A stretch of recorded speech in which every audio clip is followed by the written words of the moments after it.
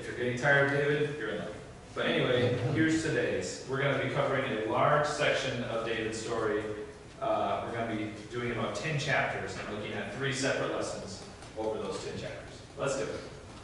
Intro, 3 lessons from a 10-chapter span. I'm just going to give the story of what happens during those 10 chapters so that we don't have to go and read all 10 chapters. Here's what goes on.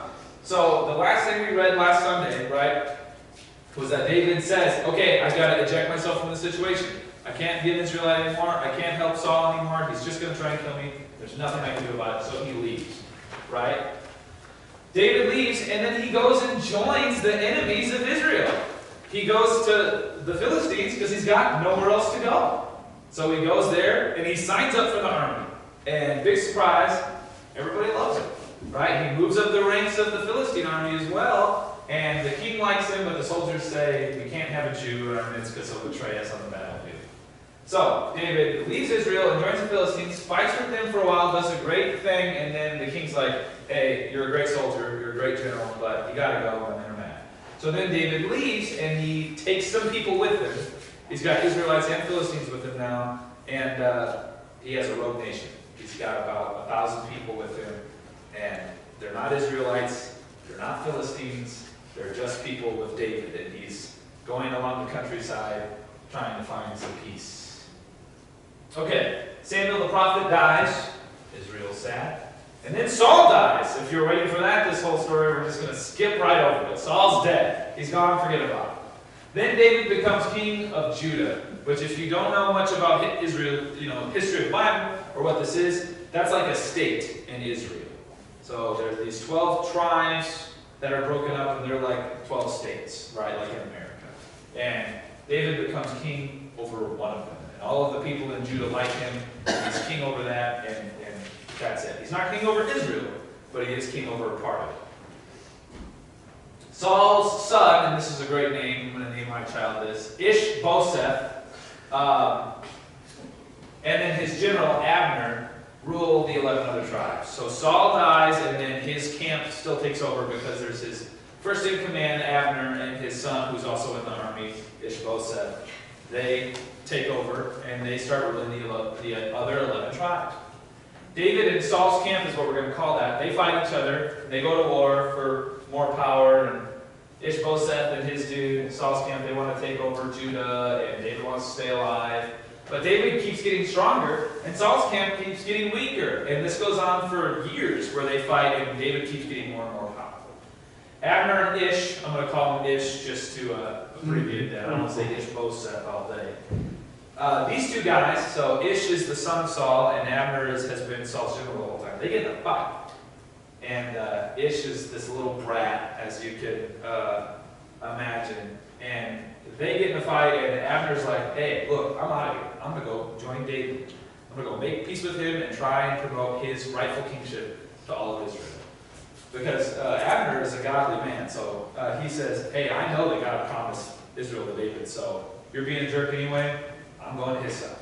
So he switches side, and this all happens in a very short time. Abner goes to David, and he makes this peace agreement with David, and tells David, hey, I know we're enemies, and we've been fighting for a long time, I know I've killed a lot of your friends, but I'm with you now. And David says, okay, that's great. He says, go on your way, be at peace, and I'll call you when I need you. And then Abner says, that's great. Okay. So he leaves. And as he's walking out the door, enter Joab, who is a commander in David's army, who's been with David since before he went to the Philistines. Right? He's been there almost since day one. Joab sees Abner walking out the door with a strut, and someone tells him he just made peace with David. So Joab, David's general, goes into David's kingly palace, right, and says, hey, you can't do that. Abner is our enemy. You can't make peace with him. And David says, yes, I can. Too bad. It's over. Joab doesn't like that. He goes out, tries to conduct this ruse so that Abner thinks that they're at peace too, and they're going to make up, and it's going to be okay. But then, while they're in a one-on-one meeting in a council chamber, Joab kills him, murders him, cold blood, right? It's not a fight, it's not a duel. He like takes him into a room to talk it out, and he stabs him. It's very scandalous. And then he, this is bad. We're deep doo-doo now, right? Abner's been killed. David told Joab not to kill him, and Joab does it. And then Joab comes and tries to confront David and says, I did it. I killed him. I did what you couldn't do. And David says, you're wrong, and totally reprimands him completely. There's no power grab from Joab. David just says, you messed up, and we're going to fix this.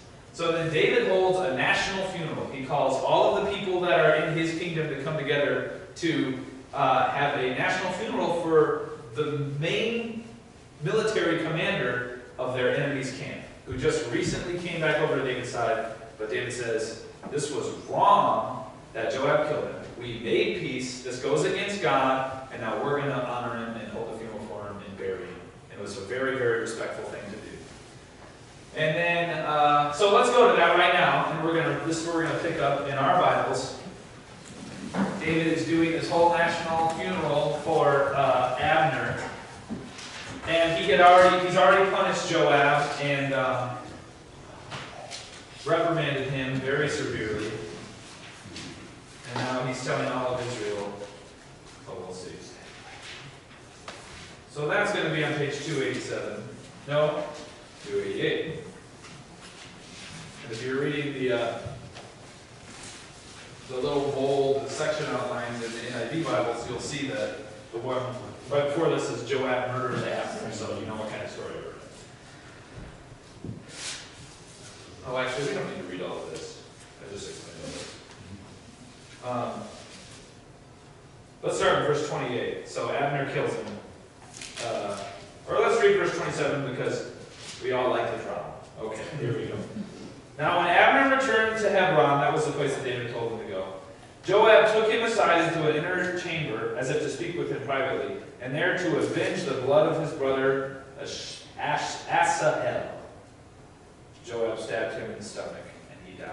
Very sad. All very sad. A lot of drama. Later, when David heard about this, he said, I and my kingdom are forever innocent before the Lord concerning the blood of Abner, son of Ner. May his blood fall on the head of Joab and on his whole family. So David's saying, hey, I had nothing to do with this. This is not me. And Joab was one of his main commanders, right? But David said, just because he's part of my leadership, I did not do this. Let's keep reading. May the blood of, verse 29, may his blood fall on the head of Joab and on his whole family. May Joab's family never be without someone who has a running sore or leprosy, or who leans on a crutch, or who falls by the sword, or who lacks food. Seems very harsh, but that's like a pretty normal curse at this time, right? This is run-of-the-mill, see you never type talk, but just, wow, okay. Verse 30, Joab and his brother, that guy, murdered Abner because he killed their brother, that guy, in the battle of Gibeon. Verse 31, then David said to Joab and all the people with him, tear your clothes and put on sackcloth and walk in mourning in front of Abner. King David himself walked behind the bear. They buried Abner in Hebron, and the king wept around Abner's tomb. All the people wept also. The king sang this lament for Abner. Should Abner have died as the lawless die? Your hands were not bound, your feet were not fettered. You fell as one who falls before the wicked. And all the people wept over him again. Then they all came and urged David to eat something while it was still day. But David took an oath, saying, may God deal with me, be it ever so severely, if I taste bread or anything else before the sun sets. All the people took note and were pleased. Indeed, everything the king did pleased them. So on that day, the people there and all Israel knew that the king had no part in the murder of Abner, son of Ner. Then the king said to his men, do you not realize that a commander and a great man has fallen in Israel this day? And today, though I am the anointed king, I am weak. And these sons of Zeruiah are too strong for me. May the Lord repay the evil doers according to his evil deeds. Okay, so let's stop right there. I want to quickly highlight the severity of the relationship between David and Abner. This is like the main military commander of the enemy camp, right? David and his people have been fighting this guy for years. They've been running from Abner since the beginning, but David still says, hey, he was a great commander, he was a great man, and he died. And And that's sad. Even though he was against us for so long, we made peace. He didn't even reference that. He just said he was a great man, a great commander, and we should be sad. Right? Joab did not share that sentiment. Right? This dude killed his brother long ago, and he couldn't get over it, so he killed him. And it was that. Okay, so let's get right. Everybody with me? Yeah. Okay. Story time is over. Boring time is starting. No, I'm kidding. Okay. This is the best part. First lesson. Be a patriot, not a nationalist. Follow God. Don't ever let your love of nation get in the way of honoring God. That's the David way. David was patriotic. He loved being an Israelite. He loved everything about his heritage. He loved his history. But he was not a nationalist. He never prevented his love of country or his love of nation, which we'll talk about in a second, to prevent him from honoring the Lord. Nationalism definition. I have it on my paper. Nationalism, if you've heard this in the news, it's a hot button word. It doesn't exactly mean what the pundits are making it sound out to mean. It's being used as a little bit of a propaganda tool right now, but the word's been around a long time. Nationalism is when you only want your nation to do well, but you want every other nation to do poorly. Right? It's when you don't only want your people to succeed, you are actively rooting against other people to succeed less than you. Right? So it's not just like, I love America and I hope and I want all of our lives to do great. It's a radicalized version of the America first, to where, and this, I'm not trying to get political, I'm just using an example. If we wanted all other countries to burn so that we could prosper, then we would do that. Right? And then here's the definition of a nation, because this is also something that's skewed. A nation is not just a country, right? It's anything that you identify with ethically or culturally, right? So, for example, a nation is a body of people that identifies to a similar ideology or identity, history, culture, ethnicity, etc. So, for example, a nation is Harley-Davidson riders. Right? People say it's Harley Nation, right? These are a group of people that all feel bound by the same identity. A nation is any identity that we have collectively that we share with other people, right? So you could say, we're the nation of U of N.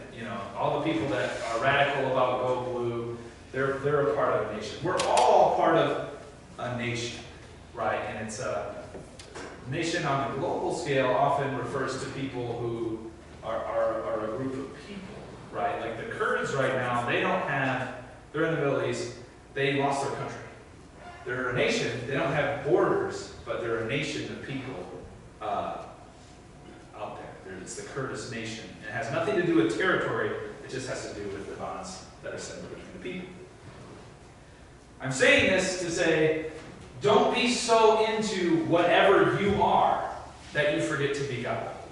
Right? Amen. As Christians, we should be serving God first, always. That is our goal. That's what we do. This is the nation that nothing else compares to, right, is our faith. And that's how we should be living our life. And if we're a part of something else, whether it be kind of silly, because nations can be silly, or if it's very extreme, all of them should take second place to serving the Lord, right? And David was, okay, don't let me get ahead of myself.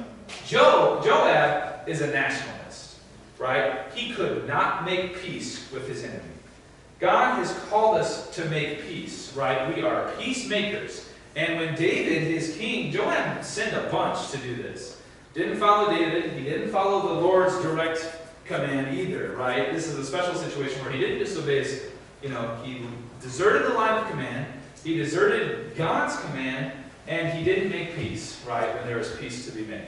And then he killed him in cold blood through deceit. Joab did this for good reason, right? He took revenge on his brother. I mean, that's sad. This is high drama. Abner, it was wartime, and he killed his brother, and that's too bad. So it would have been hard, I think, to make peace.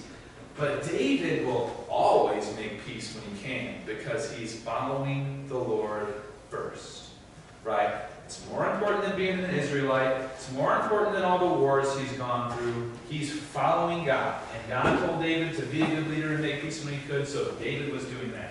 But Joab could not hang. Right? He cared about his family and his country first. It's a very dramatic example, but I think it comes up a lot in our life that we should care first and foremost about serving the Lord. And then whatever nations we're a part of should take second place. David will make peace when he can. He joined the Philistines, right? He didn't care that it was the enemies of Israel. He only cares about one thing, and that's serving the Lord, right? Saul was corrupt. The government that he had loved for so long was corrupt, but he didn't care. His life was about serving God, so he's going to go join the Philistines. He left the Philistines again, same thing. He's just doing whatever he can to serve God. The Abner agreement, he made peace with his enemies then, right? This is all stuff he'd rather make peace than be a part of his nation. Don't let whatever nation you're a part of prevent you from honoring God. Sports, schools, passions, more drastically, political parties or nationalities. None of these should get in the way of us serving the Lord. Here's a nice little fun example that is not serious at all, but you get what we're talking about. If you are a part of Bears Nation, say, the Bears, Chicago Bears, and you love the Bears, don't ever not go to a Thanksgiving dinner because the rest of your family are Lions fans, right? Don't let your love of the Bears prevent you from loving others, taking part in some kind of camaraderie, right, or whatever. And if you love a sports team so much that it makes you get in a fight with your friends, you gotta cool it. You're serving your nation before you serve God, right? If you're a part of Harley Nation and someone who just got into motorcycles brings along a Honda, don't act like you're a KJV fan and that's an NIV Bible and you can't touch it, right? Brag on that, your friend's Honda, right?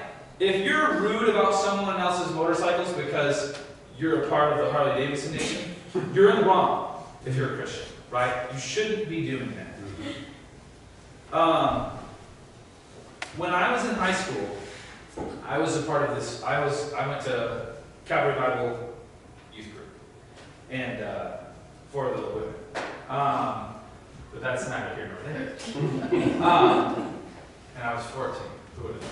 Anyway, I went there, and the youth leader, he was new. And everyone at Calvary Bible, because they're pretty Dutch over there, they loved U of M football. It was like the biggest thing that all the students watched was U of M football. And it was a huge thing. And this youth leader was from Ohio. And he was a diehard Ohio State fan. And they bragged on him all the time, and they got beefs, and it was fun and no big deal, but that dude opened up to me about how he had to bite the bullet and humble himself because he almost didn't take that job because it was in Michigan. And he literally bittered himself towards Michigan because of this nation of U of M, right? And he didn't want to take any part in Michigan because he's such an Ohio State fan. I don't know if that story was true or if he was just bragging on me or not. But that happens a lot of times in our lives. Don't do that. This guy had an opportunity to serve the Lord by going and taking a job. And if he hadn't done that because he was too loyal to his Ohio State nation, he's in the wrong. He's sinning, right? And we should be doing the same thing. Don't let your identities get in the way of your service to the Lord, right? Amen. Anytime, on any spectrum, something silly to like, if you won't hang out with people because they're Democrats, then that's a sin. If you won't hang out with people because they're Republicans, that's a sin, right? You are alienating people because you are worshiping your nation over God. Don't be a Joab, be a David. As much as it depends on you, make peace with everyone.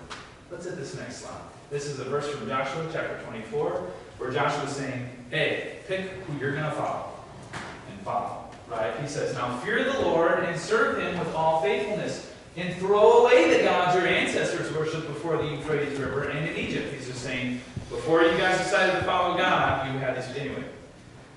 Throw away those old gods that you used to worship, right? And if serving the Lord seems undesirable to you, then choose for yourselves this day whom you will serve, whether the gods your ancestors served before you beyond the Euphrates, or the gods of the Amorites in whose lands you are living. But as for me and my household, we will serve the Lord. That should be our motto as a church, right? We're not serving any other nations. We're not serving any idols. We're not serving any gods. We're choosing to follow the Lord. Pick your camp. Stay in. If you're a Christian, your camp should be God's, right? Don't let your nations get in the way of serving the Lord. Okay, point one, we're done. Next, there you go. Next slide. This is a lesson from David's leadership. Totally unrelated to nations. Okay, put that on pause. Get out of it. New thing. We're not talking about nations anymore. It's a new thing. This is just about either, I hate to break this to you all, we are all leaders at some point in our lives, right now. We all have influence somewhere in our social circles. Every one of us as individuals. I almost think it's a human necessity that you are a leader somewhere. Even if it's just taking care of your cat. This one might not apply to if you're leading animals, but that's okay. We're all leaders somewhere, right? And even if you're not leaders, this biblical principle still applies.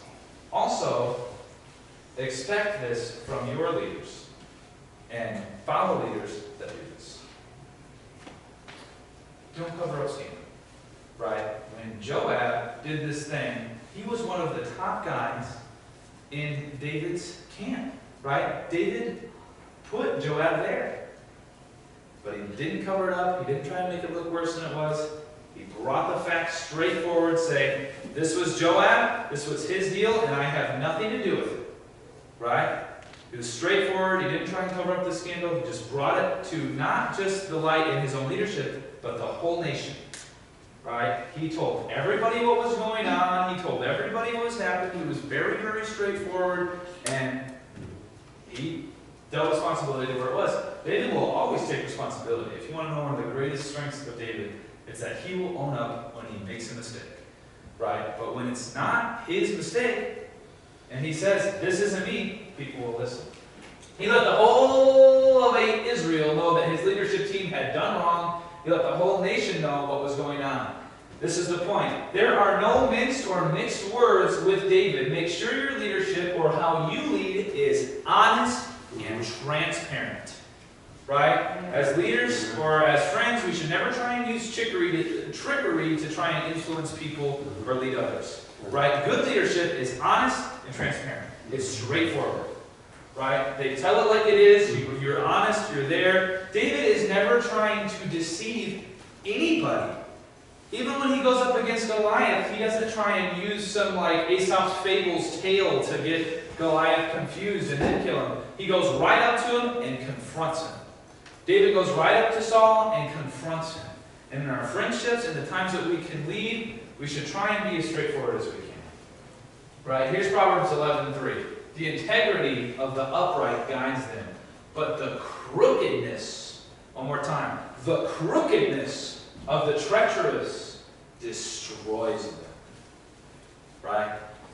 If we are crooked, if we're deceitful, if we mix our words to try and fool people or lead people or influence people, it'll destroy us.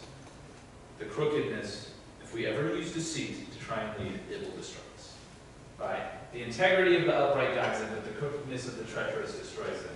This message pairs well. If you want to pair some scriptures with scriptures, here's Jesus talking on the Sermon on the Mount in Matthew chapter 5, verse 37. And he's talking about oaths here, specifically. Never swear by this or swear by that, but I think it's the same concept what we're talking about now. Let what you say simply be yes or no. Straightforward, simple, honest, sincere. Let what you say simply be yes or no. Anything more than this comes from evil. Mm-hmm. Look at any time that you've been crooked or deceptive in your life. Mm-hmm. Was that to promote yourself or to promote God? Most of the time in my life, it's been to promote myself. There's a point with that. And I'm going to skip down to the very bottom of the thing. Discretion and discernment are both biblical principles as well. Right? Tact is a biblical principle. Daniel uses discretion and discernment. Jesus uses discretion and discernment because when he, and this is proved one time in Luke chapter 12, John chapter 12, the Pharisees ask him, "What's your business? Who are you? What are you doing?" And Jesus keeps telling them more and more. And they say, "Speak more plainly, speak more plainly." And then he finally tells them who he is and what he's doing. And they flip out, right? And they try and stone him, and he has to run away, right? Because or else he'll die. And it says he eluded their grasp because it wasn't yet his time. Sometimes people aren't quite ready for the truth. And discretion and discernment are important. And those things should be considered, but in balance with straightforwardness and sincerity. Right? Are we trying to promote ourselves for other people? All of these things are biblical principles that we should take into account. The Bible asks us not only for honesty, but honesty's siblings, sincerity and straightforwardness. Right? Christians shouldn't be the type of people that say, "Well, I didn't technically lie." I've heard this before. Right? When I was in middle school or high school, right, some of my friends would brag about how they were honest. They didn't lie to their parents, but their parents still didn't know the truth. Right? This was a thing that was going on. They'd say, "Did you go to so-and-so's house?" "No, I didn't go to their house." They just parked on the front lawn and hung out outside of the house, right? So they didn't technically go to their house, so the kids didn't technically lie. That's not right. That's still deceitful. You're trying to be righteous on a technicality. There's no such thing. There's no technical righteousness. If you're trying to get by on that, you're not really honoring God. You're just trying to honor yourself. Christians shouldn't be the type of people that say, "Well, I didn't technically lie." Be straightforward. Be honest with people. Tact is a biblical principle, but when you need to speak, speak plainly. Right? Be straightforward. Okay, got one more. Sometimes God takes a while. David is finally king by the end of this chapter, or the next chapter. Ishbosheth dies, and David takes the whole king of Israel. And this problem that was 20 years in the making finally happens. David is finally king. Remember we talked about this a couple weeks ago. God promised David to be king a super long time ago. There are all these great promises for David, and they took 30 years or 20 years to happen. Right? David is finally king. That took forever. And if you don't get this reference, it's a young if thing. Come to youth group, you'll get it. Sometimes it be like that.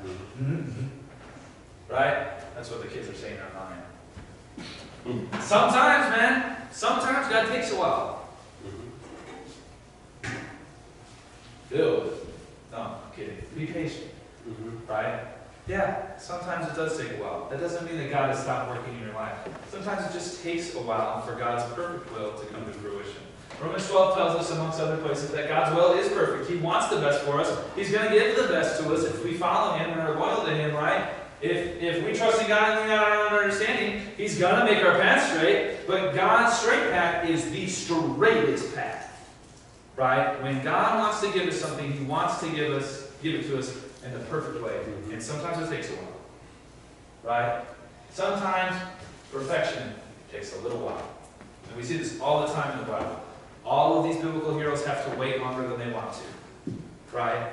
They are saying, "God, you promised me this big thing, I want it now." And we pray in our lives, "God, you promised me this peace or whatever, and I want it now." God wants us. We have our kingship that God has promised us. Right? But God wants it to be perfect. And sometimes it takes a while. Here's why. This is a quick lesson. Sometimes God doesn't answer our prayers because we aren't really ready for them to be answered. When I was 18, I dated this girl in high school, and I really liked her, and she broke up with me, and it was a huge bummer in my life at the time. And I prayed when I was 18, you know, I don't want to be sad anymore, God, I want to get over this, and blah, blah, blah. And why can't I be married to a nice girl and have that be a huge part of my life? And I prayed that for months and months and months and months. I prayed that for years, right? To where I thought, it's pointless to pray this anymore. I'm going to stop praying. And I didn't stop praying. And, you know, time went by, and I still was bummed out about it, and I kept, every once in a while I prayed for it, and it never came, never happened. And I thought, God, if you love me, you want me to be happy, why isn't it happening? Right? And I'm lonely, and I'm still sad about this. I just don't get it. And I remember praying that one time, about a year or two after, like, what's the deal? Why did I pray that? And now I'm happily married, and I'm better than I've ever been. That was the best thing that's ever happened. And if God had brought me Allie when I was 20, I would have blown it. Would have blown it. And when Allie and I went on our first date, you know, I remember saying to her, like, hey, I don't really need this. I'm cool with who I am now. I said, I don't really need a wife anymore. And I'm actually just realizing right now that that's almost a joke by God, because that's a direct prayer, where I told him, I need this, I need this, I need this, right? And then the first date I ever went on where I said, you know, I don't really care if this bombs, I don't really need it. Because at that point, I was happy in my life to be single, right? And so I was like, I'm not going to try that hard because I'm cool. But she said, yeah, me too, you know, I don't really need it either, let's just see where it goes. And now it's great, right? And I never would have said that if I was 20. And if God had only waited 3 years for me to answer that prayer that I had when I was 18, I would have blown it. I would have blown it. I was still selfish, I was still young, I didn't get it. And sometimes God's perfect will takes a while. And sometimes our prayers don't get answered because we're not ready for them to be answered yet. Amen. Amen. When David was anointed to be king, if God only waited a year for that to happen, could David have run a kingdom? Could this story where he made a peace treaty with Abner have happened when he was a teenager? Right? Could David run his kingdom promised to him even in his early 20s? Maybe, I don't know, but man, I would have blown it. Right? And if we expect God to answer prayer on our times, it's not going to end well. Right? God's ways are higher than our ways. So if it feels like God isn't answering your prayers, whatever, just be patient and wait and keep following the Lord. Because sometimes it'll be like that. Right? Sometimes it just takes a while. And that's okay. One last slide. This is our conclusion. Don't be a nationalist, make peace. Don't be honest, or don't just be honest, be straightforward. And don't worry if you're still in the valley of the shadow of death. Fear no evil. Fear no evil, right? Because God is the one who's going to deliver us. He said he will. He will. Amen. His shepherd is still with you. He's still with you. That's all we have for today. Be sure and come back next week for the hymn sing. That'll be really fun. Be ready to sing some good old church songs.